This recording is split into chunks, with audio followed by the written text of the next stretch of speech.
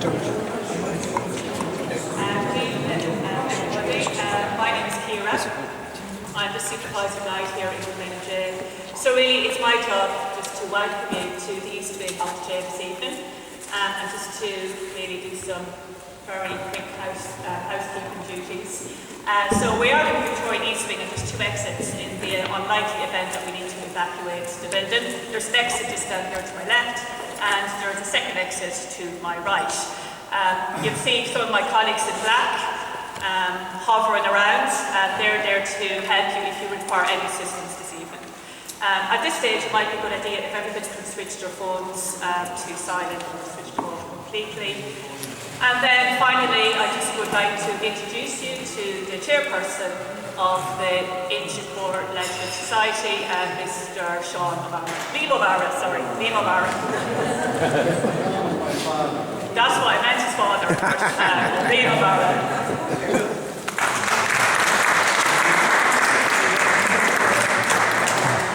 Thank you, ladies and gentlemen, and welcome to Kilmainham Gaol, and I hope you'll all make yourselves at home.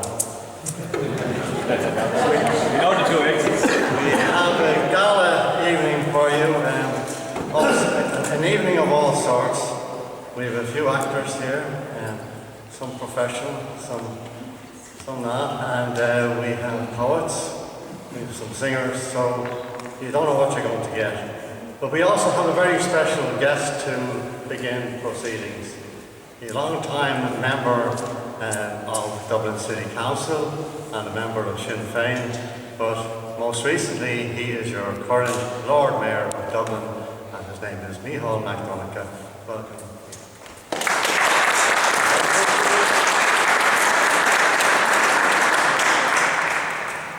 Míle mágad agus is mór an our dunks about seo libh enough agus munig cumóra an file agus an tírbráthar Francis Ledwidge an sa phríosún starúil. Mullam chuman Ledwidge in Chicar as an obair atá déinte agus le blianta nuas. Is mar file ar éon rodella a chórdúing cuimhnú Francis Ledwidge. Ba thubaistach an rud éag fuair sé bás ar an lá seo céad bliain ó shin.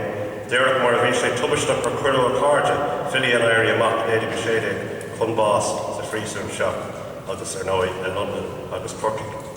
Cé go raibh sé ag trid in Aram Imperola, ní dóilm go raibh sé ag gceist riamh ag Francis Ledwidge an impeach sin a Cork chun cín. Ar dús gan éiris, bhí sé den tuairim go raibh sé ag trid ar son na hÉireann. Faoi dhearr go léir go raibh sé ag trid ar sonna Comráideathe Owain, agus hic sé go mé trid na hÉireann sa bhaile an seo in Éireann. It's a great honour to join you in this most historic and poignant place on the centenary of the death of Francis Ledwidge. Francis Ledwidge deserves to be remembered primarily as a great poet. His death ended a promising literary career and a life that surely would have been lived at home in Ireland and as a part of the national cultural revival. Ledwidge's poetry captures in concise yet deeply resonant lyrics his love for the Irish countryside, especially his beloved County Nimi. It also speaks of a deep patriotism, that patriotism which led him to fight in Flanders, believing as he did, as did thousands of others, that he was serving Ireland. His death in France was a tragedy, just as the executions of his friends, the 1916 poets, was a tragedy when they were put to death in the Stonebreakers' yard here in this jail. So it is appropriate and poignant that we remember these poets together here in one of the most sacred places in Ireland. Thomas Ashe, who died on hunger strike in 1917, 2 months after Ledwidge, wrote earlier that year that a new Ireland had arisen in the aftermath of the 1916 Rising. To read the poems of Francis Ledwidge after the 1916 executions is to see another poetic manifestation of that change. He was deeply moved by the bravery of the Easter week insurgents and appalled by the executions. And looking through Liam's collection of Ledwidge poems for the Kilmainham Tales series, I noted several which I don't think I'd seen before in relation to Joseph Plunkett and Grace Gifford and their wedding, and it was poignant to just look across there at Joseph Plunkett's cell. Roger Casement was prophetic at the start of the First World War when he said that young Irishmen were being induced to join the British Army to fight for an illusion of home rule, for what Casement called a promissory note payable only after death. Tens of thousands of Irishmen were sacrificed on the altar of both so-called constitutional nationalism and unionism in what was, without question, an imperialist war. Ireland was pulled into that war only because of the then regrettably unbroken connection with England, and Irishmen were sent to fight Germans, Austrians, Hungarians and Turks with whom we had no quarrel. Francis Ledwidge had much in common with another artist, another Francis, the German painter Franz Marc, who perished in May 1916.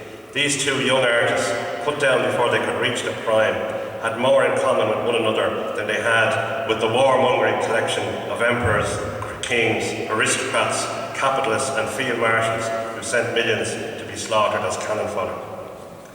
It is right that all sections of the community should have the space and the respect to remember their dead. For that reason, as Ard Vera, I recently attended the British Legion commemoration at Island Bridge, as previous first citizens of Dublin have done. That said, it has to be recognised that there are many, many people in Ireland who have ancestors who died in the First World War, but who do not find the British Legion an appropriate body through which they would commemorate their relatives, and they do so in their own way and in various ways. And those people deserve space and respect also. Just last week, on the 26th of July in the Mansion House, we honoured another death centenary, that of William Partridge, trade unionist, socialist, citizen army leader, Republican soldier in 1916. Partridge died after imprisonment in England, and Partridge and Ledwidge are very likely to have known one another. Their deaths occurred but a few days apart. Both patriots, both men who would, I believe, have played a key role in the struggle for Irish independence had they lived. Because I have no doubt, from all I have read of Ledwidge, that he would, on his return to Ireland, have thrown his lot in with the independence movement, as so many of his fellow Irishmen in the British Army did after the war, and indeed a section of that movement that is often neglected and forgotten. Of course, we cannot know any of this for certain. What we have definitely is the poetic legacy of Francis Ledwidge. I commend the Inchicore Ledwidge Society for all your efforts, and I will conclude with this short poem from Ledwidge, one of his tributes to the insurgents of 1916. It's called O'Connell Street.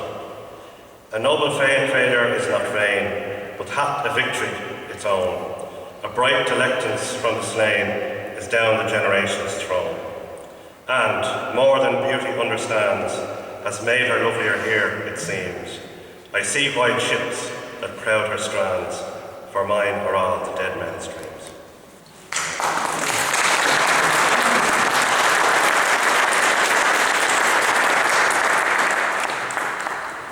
And thanks for mentioning William Partridge. Indeed, the death notices of William Partridge and Francis Ledwidge appeared side by side in some of the papers.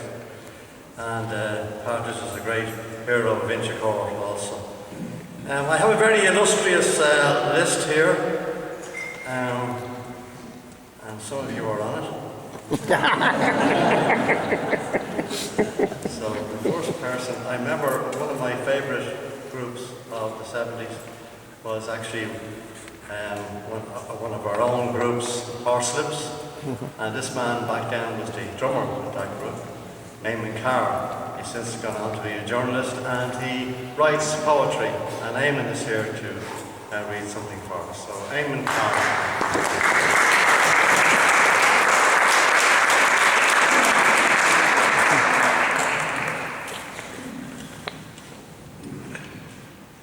And being from County Meath, I met Joe Ledwidge just a few, maybe 10 years ago now, and it turns out that in fact he was a great fan of my grandfather's accordion playing, and so it's quite odd because you tend to forget how small Ireland was and how small parishes were. My grandfather, on my father's side, was the accordion player that Joe would travel to, along with members of his family, to see. And on my mother's side, Matthew Ginnity, my grandmother, is buried in a field. It's a small graveyard in the middle of a field, just a few fields away from the Ledwidge homestead. So we're all sort of connected. But anyway, it was November 1998. I went out as a journalist to cover the unveiling of the round tower at the Peace Park outside Ypre. And it was my good fortune then to meet Tom Burke, and who was wondering what I was doing there. And he said, no, why don't you join us? So when I told him about Ledwidge, he gallantly took me around. And we went through Hellfire Corner, where Francis died, and then we went to Artillery Wood Cemetery. And it was interesting that I was standing there, and we were joined then at that point by a coachload of Northern Unionists. And of course, they were intrigued as to what a Tague was doing in the middle of this. And when I explained I said Ledwidge was a great Irish poet, they hadn't heard him. And so I had to sort of recite something. And it was only, maybe months later that I actually wrote this piece, which is called A Gift for Maureen McNamee from County Meath, who died before she could pay respects at the grave of Francis Ledwidge in Flanders. Would they have known you, those men who shared the field in which you lie? On what command did each one die? I pluck a leaf from a small, full tree that grows most surely from your bones. Rub it between my fingers and thumb, and with the pagan sap of mead, anoint the Portland stone. Blade of compassion, the November sun hangs drained above a flattened land, as a perishing breeze blows across the graves. Our connection made, I sing your words. He shall not hear the bittern cry in the wild sky where he is lain. And as through a veil, a voice that is not mine stops others in their tracks, reducing time to a flickering eye, a moist lip, a pulse, a duty done.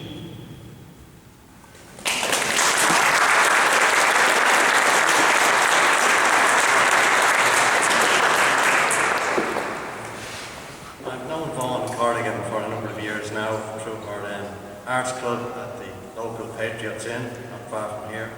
And she's also an organiser of the Kilmainham Festival, a regular contributor to Sunday Miscellany. Some of you might have heard her beautiful narrative on Ledwidge recently on Sunday Miscellany, but Vaughan is here now to read something for us.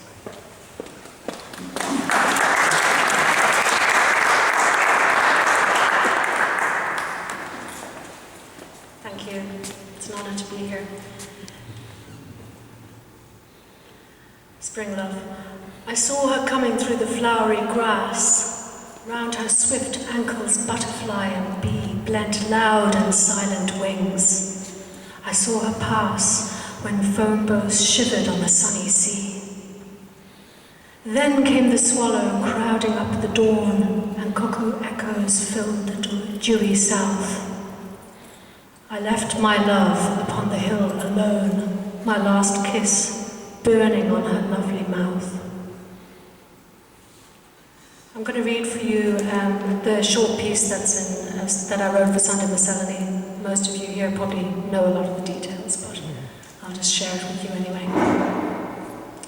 It was some years ago that my interest in Francis Ledwidge developed. I became friends with the historian and poet Liam O'Mara, whose detective work had led to the discovery of 66 unpublished Ledwidge poems. Liam told me once, Ledwidge's whole life is a poem. Soon after this, in Trinity, where I studied as a mature student, Professor Gerard Daw was my lecturer. Daw produced an anthology of Irish war poetry and is a fine poet himself. With an undertone of rage at the futility of war, he highlighted the tragedy of losing one of our very greatest poets before he could mature. Recently, at the Inchicore Ledwidge Association's annual ceremony, I met Robert Balla, the iconic artist whose designs were on our currency for decades, and saw the portrait that the association had commissioned him to paint. Caught between two worlds, the pastoral Meath countryside and an apocalyptic battleground, Ledwidge's soulful brown eyes are fixed on home. Whatever way I turn, I find the path is old unto me still. The hills of home are in my mind, and there I wander as I will. I visited Ledwidge country to understand the deep connection between place and poet. Of all the places for an Irish poet to be born, the Boyne Valley surely provides the richest diet for dreams. Imbued with the ancient history and myth, every stone seems significant. It's early summer. The voluptuous fields are laced with hawthorn blossoms. The wide River Boyne, tamed by 12th century weirs, is lined with immense horse chestnut trees swaying their flame-shaped white flowers. All along the riverside, the hedgerows twitch with birds. A blackbird on the gatepost lets out its thrilling song, inclines his little head to listen for a response, then dives back into the shadows where the female waits. Sweet by the river's noisy brink, the water lily bursts her crown. The kingfisher comes down to drink, like rainbow jewels falling down. And when the blue and grey entwine, the daisy shuts her golden eye, and peace wraps all those hills of mine safe in my dearest memory. The riverbanks are just as they would have been when Francis and his best friend Matt Laguna went walking. The two loved studying insects, plants and birds, and those observations remained so vivid that they could transport Francis from battlegrounds to days just like this. A song a robin sang this morning on a broken tree. It was all about the little fields that call across the world to me. The small cottage where Ledwidge lived is now Ledwidge Cottage Museum. His mother, a poor widow, stoically toiled in the fields, determined that her 9 children would finish school. There, the adolescent Francis was inspired by the myths and history of the Boyne Valley. He earned as he could, houseboy, road builder, ganger, but he lived for poetry. The museum guide pointed to the bedroom window and told me he used to sit quietly out to hear the birds' song at dawn. That was the sort of fellow he was. In a stroke of good fortune, Lord Dunsany, a leading light in the literary scene, lived nearby. Francis presented his poems, and Dunsany immediately declared him a singular talent. He championed Ledwidge, who was sometimes referred to then as our peasant poet, and introduced him to the most influential people. Yeats loved his work. He earned more for one poem than 7 weeks' labourers' wages and could support his family. Dunsany adored Francis, gave him free run of the library in a beautiful 12th century Dunsany castle, space to work and allowance to do so.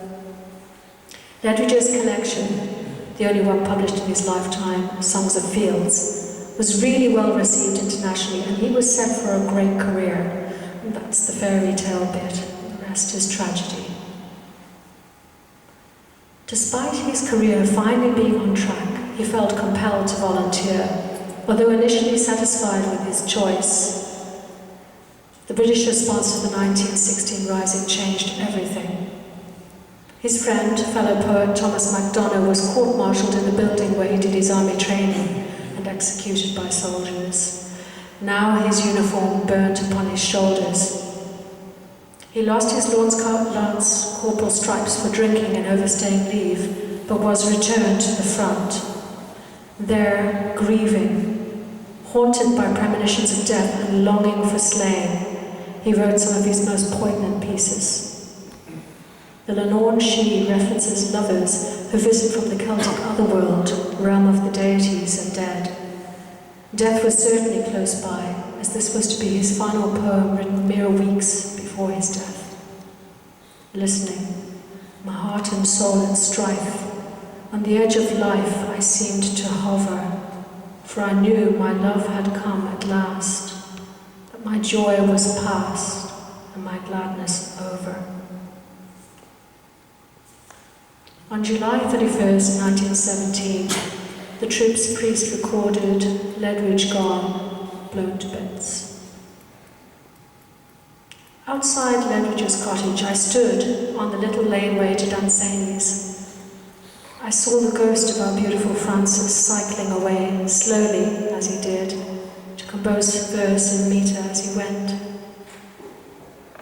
As I leave Ledwidge country, where he remains a living presence, I recall his words in a final letter home. Remember me to every hill and wood and ruin, for my heart is there. Thank you.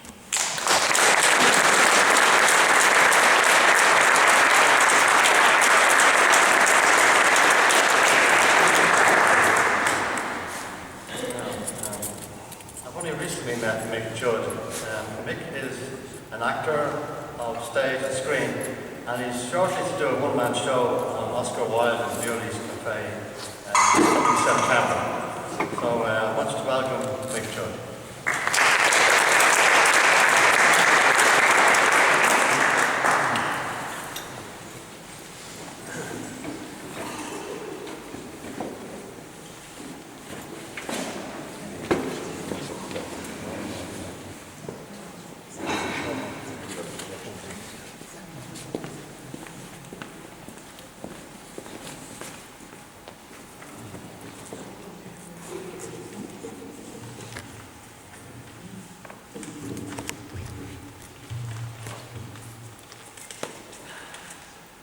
Good evening, everybody. I just want to say thank you to Liam and Michael for inviting me here tonight, and it's a great honour to read this poem. I won't read it all, and I'll read just some of the most poignant verses of Oscar Wilde's The Ballad of Ledwidge Gala.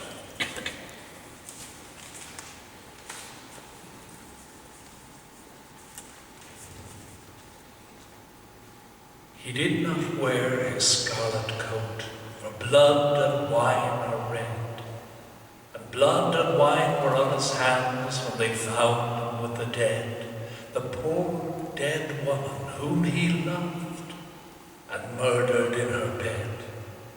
He walked amongst the trial men in a suit of shabby grey, a cricket cap was on his head, and his step seemed light and gay, but I never saw a man who looked so wistfully at the day. I never saw a man who looked with such a wistful eye upon that little tent of blue that prisoners call the sky, and that every drifting cloud that went with sails of silver by. I walked with other souls of pain within another ring, and was wondering if the man had done a great or little thing, when a voice behind me whispered low, "That fellow's got to swing." Dear Christ, the very prison walls suddenly seemed to reel, and the sky above my head became like a cask of scorching steel, and though I was a soul in pain, my pain I could not feel. I only knew what haunted thought quickened his step, and while he looked upon the garish day with such a wistful eye, the man had killed the thing he loved, and so he had to die. Yet each man kills the thing he loves. By all let this be heard. Some do it with a bitter look, some with a flattering word. The coward does it with a kiss, the brave man with a sword. Some love too little, some too long, some sell and others buy, some do the deed with many tears and some without a sigh. For each man kills the thing he loves, yet each man does not die. He does not die a death of shame on a day of dark disgrace, nor feel a noose around his neck, nor a clock upon his face, nor drop, feet foremost through the floor, into an empty space. He does not wake at dawn to see dread figures throng his room. The shivering chaplain, robed in white, the sheriff, stern with gloom, and the governor, all in shiny black with a yellow face of doom. So with curious eyes and sick surmise, we watched him day by day and wondered if each one of us would end the same self-way. They hanged him as a beast is hanged.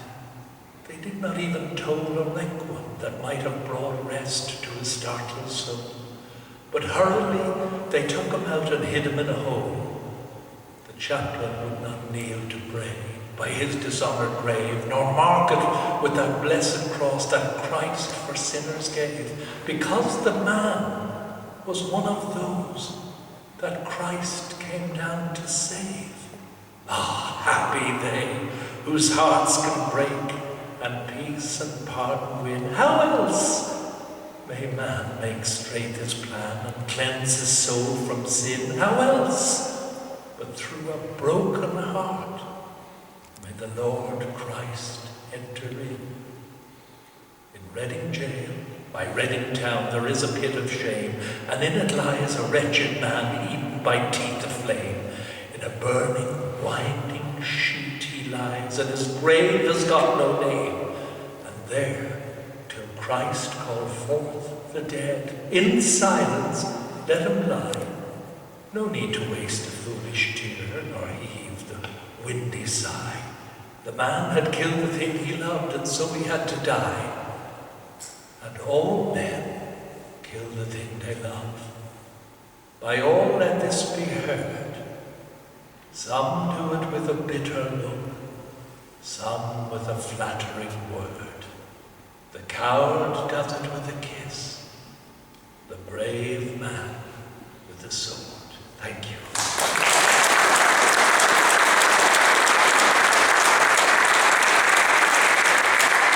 I just want to dedicate that to Leo McCaffrey. Leo was Helena's father. 95, and I believe Leo used to love to recite that. Thank you.